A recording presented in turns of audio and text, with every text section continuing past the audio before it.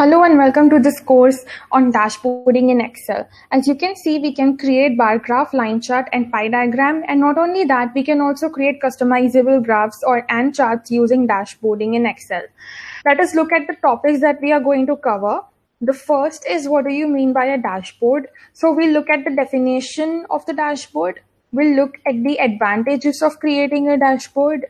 We'll look at various KPIs while creating a dashboard, the kind of charts that you can create using a dashboard, and how will you decide which chart to make. This is very important to understand what chart will be the perfect for the data that I want to represent, and the things to avoid while creating a dashboard. So how an ideal dashboard should look like, we'll look after that.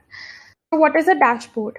A dashboard is generally defined as a real-time tool which has easy to read user interface showing a graphical representation of the data. So a real-time tool means the ongoing trends. It captures the ongoing trends in a graphical format which is easy for user to understand.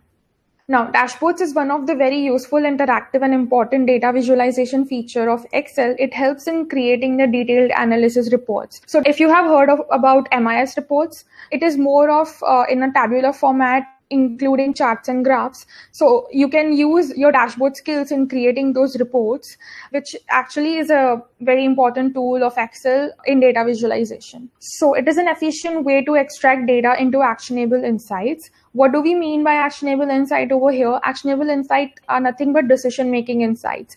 My dashboard should convey a message, should give an insight, an idea as to what is happening and what can be done to improve the business, to improve the sales, to improve the performance of the employees, or to improve the overall performance of the company across the nation. So what are the strategies that should be implemented that my dashboard should convey me? And that is nothing but a decision-making insight, which are actionable. Coming to advantages of creating a dashboard, it is easy to use. It has wide options to create charts and graphs, which can make the overall representation of the data visually insightful. So it gives me a lot of options amongst charts and graphs. I can also make customizable charts according to my need, and it can make the overall representation of the data quite insightful and attractive. It is easy to analyze the data, which helps in making quick business decisions. So as I said, my dashboard should give me insights which will help me making quick business decisions. It is highly effective in validating the effectiveness of the parameters captured over time and bring out the leading or ongoing trends. So it is highly effective in validating the effectiveness of the parameters. What do we mean by parameters? Parameters are nothing but data points. So the data points captured over time to bring out the leading and ongoing trends. So say I want to understand what was the estimated sales that I was expecting, what sales have I made, and what can I make in the coming future. So I can plot that over time or against time, and I can understand what are the leading and ongoing trends in the business, which will help me in improving the sales. It helps in understanding in sales and overall performance of the company across nations or within the regions itself. Not only it will tell me the performance and sales across the nation, but it can also tell me within the regions itself. So we can compare region-wise, also we can compare nation-wise. Now, key points to consider while creating a dashboard. The first point to consider while creating a dashboard is make the presentation lively and interactive.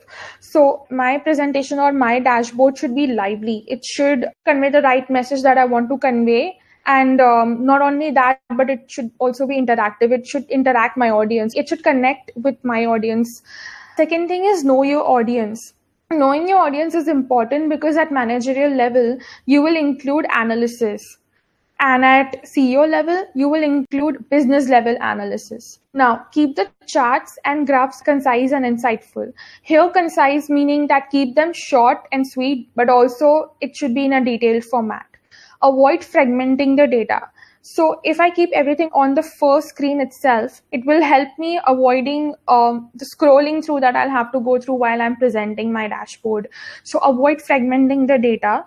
Try to present everything on the first screen or first page itself.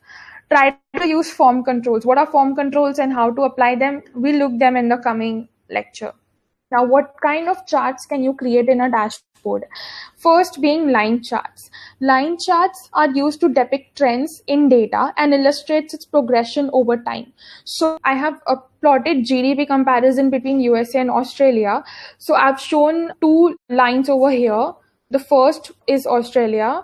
It's comparing the GDP between US and Australia, which looks almost the same. Then we have overlapping line graph, wherein I've connected various data points and I've connected them using a line. So here you can see the actual difference between the GDP. So that way you can decide which line chart to make. Second is bar graph. Bar graphs are used to compare data by displaying values using horizontal columns. So the first one is a 2D representation and the second one is a 3D representation. When I want to compare between two data points, bar graphs generally are very useful when we want to compare two data points. Pie charts compare proportion of each category, where each category is shown as a slice of a pie. So a slice of a pie can depict something. It can be in a percentage, it can be into some unit, which is well defined. And pie charts, you cannot use pie charts to compare between two data points, right? You cannot create two pie charts and make it and ask the person to compare. So it's best when you want to represent something belonging to the same data, but in a percentage format. So the first one is a 3D representation and the second one is 2D representation. Coming to scatter plot. So when you have paired numerical data, when the dependent variable may have multiple values of your independent variable, that time a scatter plot is very useful. A scatter plot is nothing but imagine various points plotted on a graph paper. We can use scatter plot to compare two data points. Coming to bubble chart. Bubble chart is primarily used to depict and show relationships between numeric variables. It can also help me compare between three variables rather than just two variables. So again, this point is very important to remember. Coming to thermometer chart, it is used to represent data containing the actual value and the target value. How we will also look, how to make a thermometer chart, we are going to look further. So this chart shows how much you have achieved from the target. Coming to Pareto chart is more of a customizable chart. A Pareto chart contains both a column chart and a line graph. It is mostly used in quality controls to represent most common defects in my manufacturing unit and the highest occurring type of defects. And also it can be created when I want to show the most frequent reason for customer complaints. Let us see how to decide which chart to make. Now, this part is critically important because the stakeholders might misinterpret the insight that I'm trying to provide using my dashboard, and it will ultimately affect the business goals that we are trying to achieve. So let us see how whole to whole data. When you want to compare between a whole set of data value to another set of data value, here you can use bar graphs or histogram. And for example, you are trying to compare between your competitors' sales versus your sales revenues that you have made in your industry. So there, using a bar graph and a histogram fits the best. Then when you want to compare part to whole data, here we can use pie charts. Say the whole of the data will be 100% and the part will be the size of the pie or the percentage of the pie that you want to show.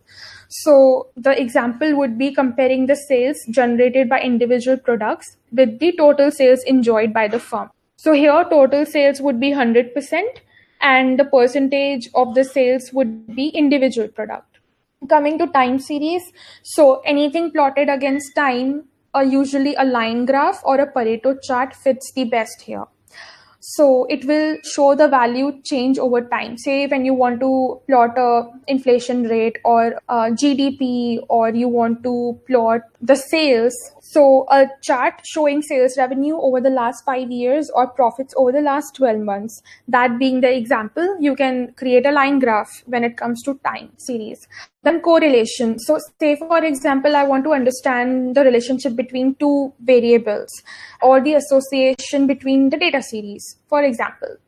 So, in correlation, a scatter plot or a bubble plot is more useful. Say I have a toy company and I want to understand the number of school age going children. So, how it is directly proportional.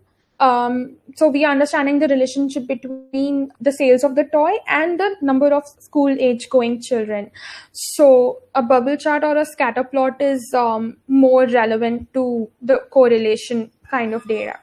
Coming to geographic, say I'm a manufacturer of a drug or a pharmaceutical company, and I want to understand how many patients are taking my drug in a particular country or in a particular region, and I also want to understand how much of the market has been captured by me. So I can create a chart using a geographical map and I can plot it. So it will look like a heat map, and I'm trying to show how much of the area is captured by my company or by my drug. That being said, things to avoid while creating a dashboard. So, number one, avoid color calamities. If you use too many colors of the same undertones, it will be difficult for the person to relate to the data point. Do not consider too many KPIs. So only take the data points that are relevant to the insights that you're trying to provide. Using too many variables can make it too clumsy and too crowded. Wrong chart type. So as I mentioned, wrong chart type will ultimately affect the business goal. Comparison between two pie charts. Now, comparing between two pie charts is very difficult unless you want to compare a part to the whole data. Not providing the context or labels. Without a label, anything that is plotted would be just a drawing. So always keep in mind to show the proper labels because that helps in understanding where this data point belongs. Using inferior data quality. Say if your data has too much missing values and too much of corrupt data. So inferior data quality will affect the ultimate goal of the dashboard that you want to achieve. So these are the things that should be avoided. Thank you so much.